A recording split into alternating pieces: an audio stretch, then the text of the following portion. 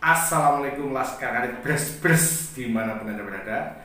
Jumpa lagi dengan saya Dr. Ewanisa di channel YouTube Sahabat Satwa TV yang akan berbagi tips dan informasi seputar hewan ternak.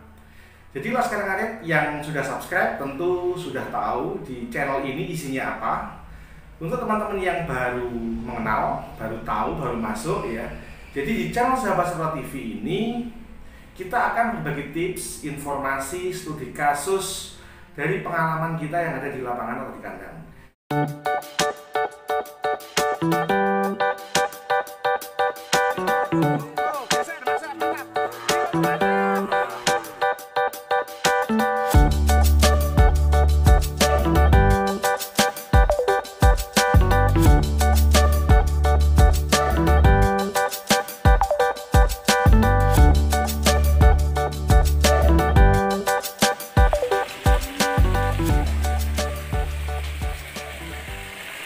Jadi, please like, subscribe, komen, dan share videonya. Jadi hari ini saya akan membacakan dan membahas 5 pertanyaan dari Laskar Karet yang sudah masuk di kolom komentar. Jadi apa saja pertanyaan tersebut? Silakan simak, akan saya bacakan satu persatu. Siap. Ada yang bertanya, sapinya habis melahirkan dan sudah digiret, tetapi ketika tidur keluar lendir putih. Apakah ini berbahaya Pak Dokter? Pertanyaannya kedua, salah Pak Dokter, pedet saya tali pusarnya berdarah, bagaimana solusinya? Oke. Pertanyaan ketiga, Assalamualaikum, mau nanya kalau di pahanya sapi ada benjolan keras, itu apa? Oke. Pertanyaan yang keempat, kalau hamil tua dengan makan dan minum yang banyak, apakah bisa menyebabkan broyong? Sedangkan pertanyaan yang kelima, pemberian obat cacing dan vitamin yang bagus berapa bulan sekali? Siap. Jadi Laskar Karet itu tadi 5 pertanyaan yang sudah masuk ke kolom komentar, baik itu dari subscriber maupun dari penonton baru, dan akan kita bahas satu persatu. Laskar Karet Bres dimanapun Anda berada, tetap semangat. Yang baru nemu jangan lupa like, subscribe, dan pencet lonceng supaya jenengan mendapatkan notifikasi ketika Sahabat Satwa TV upload video baru. Pertanyaan yang pertama dari Harlin Manis. Saya akan membacakan pertanyaannya secara utuh. Pak Dok, sapi saya baru melahirkan, terus digiret, habis derum keluar putih agak kental beserta cacing. Apakah normal? Nah, saya akan tanya jarak dari melahirkan, digiret, dan keluar cairan ini berapa lama? Bila masih kurang dari 1 minggu, maka cairan putih ini normal. Cairan putih ini adalah cairan yang keluar dari uterus, yang keluar dari vagina, yang keluar dari vulva, bisa karena perlukaan atau sisa dari proses kelahiran, Laskar Karet. Jadi itu normal. Tetapi jika sudah lebih dari 2 minggu, ya, kok masih keluar cairan putih, maka Laskar Karet harus antisipasi. Antisipasi terjadinya infeksi rahim, Laskar Karet. Antisipasi terjadinya adalah radang dan infeksi pada rahim setelah melahirkan. Karena apa? Karena mungkin ketika proses melahirkan ada perlukaan. Maka dari itu solusinya adalah jenengan harus segera memanggil dokter untuk melakukan pemeriksaan dan tindakan. Oke, nah ada tambahan beserta cacing. Nah, pertanyaannya adalah ini cacing atau belantung? Ketika ini cacing, maka cacing ini keluar dari anus, maka berbeda. Jika cairan tadi keluar dari vagina dan vulva, itu cairan reproduksi atau cairan postpartus. Jika cacing, maka cacing ini keluar dari anus atau malah belantung. Jadi konkretnya, Laskar Karet, bila terjadi keluar cacing, maka berikan obat cacing. Bisa pakai Ferro, bisa pakai Wormzole, bisa pakai Flukisid, bisa pakai Albenol, dan bisa pakai Calbazen, atau bisa pakai yang lainnya, Laskar Karet. Tapi seandainya ini keluar belantung, maka jenengan harus melakukan treatment secepatnya agar tidak terjadi proses pembusukan pada bagian yang terluka. Oke, Laskar Karet. Pertanyaan yang kedua dari Nailawati. Salam Pak Dokter, saya mau tanya, anak sapi saya tali pusarnya berdarah terus. Gimana solusinya? Sebab di daerah saya tidak ada mantri. Idealnya dilakukan ikatan atau diklem. Diikat atau diklem. Diikat dengan apa? Dengan benang jahit juga bisa. Dengan ikat untuk menghentikan perdarahan, di mananya di bagian, bukan di kulitnya, di bagian tali pusar yang keluar dari dalam kulit ya. Itu ada daging, itu dengan ikat lah saya lanjut. Oke, atau kalau jenengan punya alat ya diklaim aja, cetek diklaim kira-kira 15-20 menit, biasanya dia akan berhenti berdarah. Jangan lupa dalam merawat tali pusar, waspada bila terjadi kebengkakan, waspada bila tercium aroma, dan waspada bila sudah sampai ada belatungnya. Oke, Nailawati, semoga bermanfaat. Pertanyaan yang ketiga, Khairul Anwar, Assalamualaikum. Waalaikumsalam. Mau nanya, kalau di paha benjolan keras, apa ya dok? Terima kasih. Di paha benjolan keras, benjolannya di mana? Sekeras apa? Ukurannya seperti apa? Bila sapinya jenengan habis disuntik lalu ada benjolan, maka benjolan tersebut biasanya adalah abses atau reaksi jaringan terhadap obat yang masuk. Bila sapinya jenengan tidak habis disuntik tapi ada benjolan, bisa dipegang apakah benjolan ini keras banget. Kalau keras banget biasanya ini akibat adanya benturan, adanya proses radang, proses infeksi yang menyebabkan penebalan. Waspada bila penebalan ini terjadi di mana? Terjadi di dekat persendian.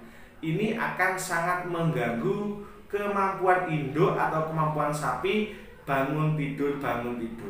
Oke?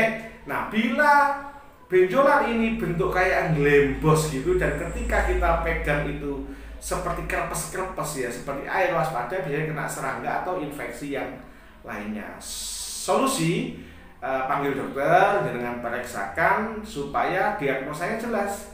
Diagnosa jelas sehingga apa? Sehingga treatmentnya jelas dan bisa ditangani secepatnya dan bisa cepat pulih serta tidak sampai merentek, tidak sampai terjadi komplikasi lah sekali. Oke, Khairul Anwar, semoga jawaban saya bermanfaat. Pertanyaan yang keempat, Elif Sonjaya. Elif Sonjaya bertanya, kalau hamil tua dengan makan minum yang banyak, apa itu bisa mengakibatkan broyong juga, Pak? Oke. Broyong adalah kondisi di mana tekanan dari dalam perut pada saat sapi bunting besar sehingga toleransi penggantung uterus, penggantung vagina ini terdorong keluar.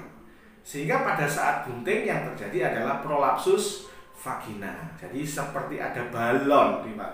Itu kalau peternak tidak tahu sangat panik dan kadang dalam kondisi seperti itu memilih untuk dijual. Jangan dijual. Sayang banget, itu masih bisa lahir normal. Oke.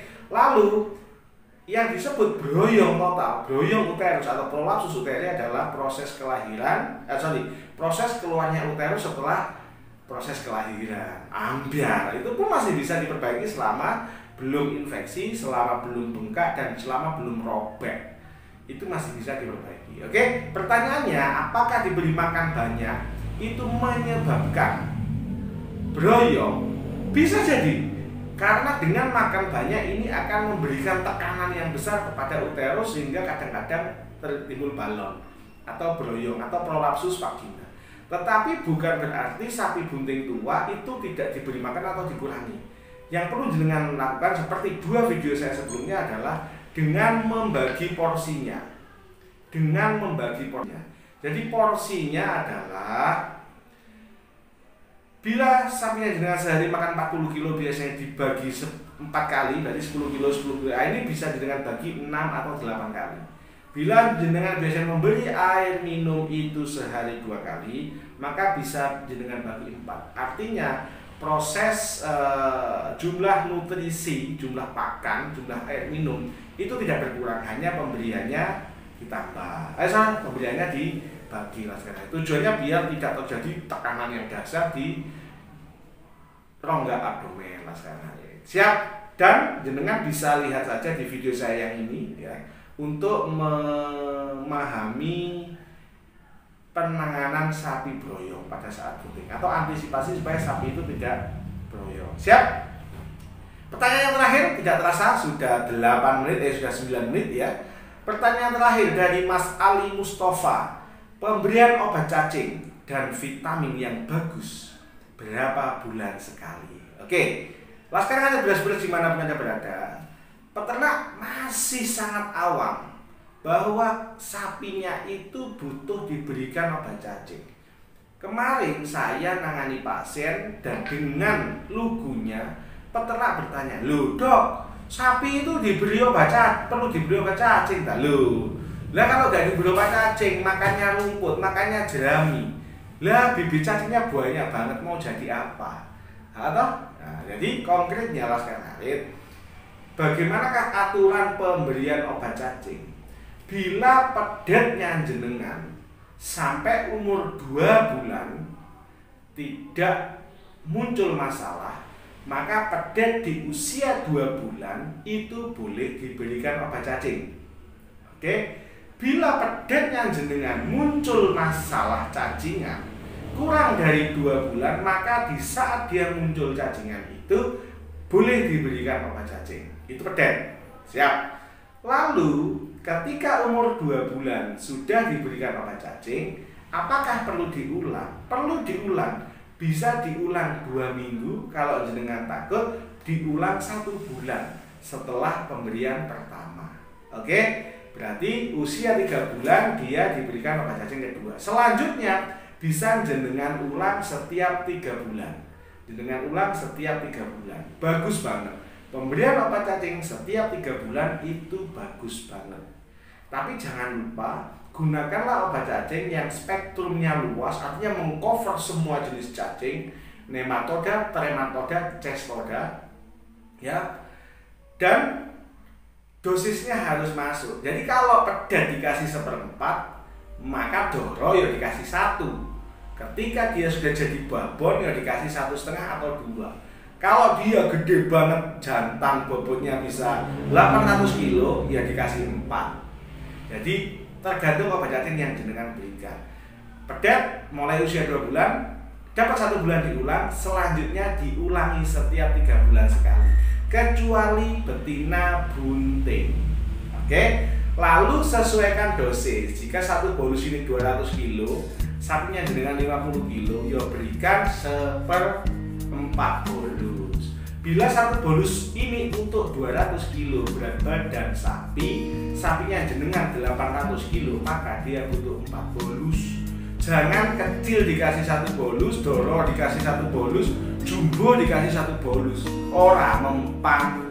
Oke? Laskar Ngarit beras-beras dimanapun Anda berada. Lalu vitamin apa yang boleh atau yang baik diberikan pada sapi?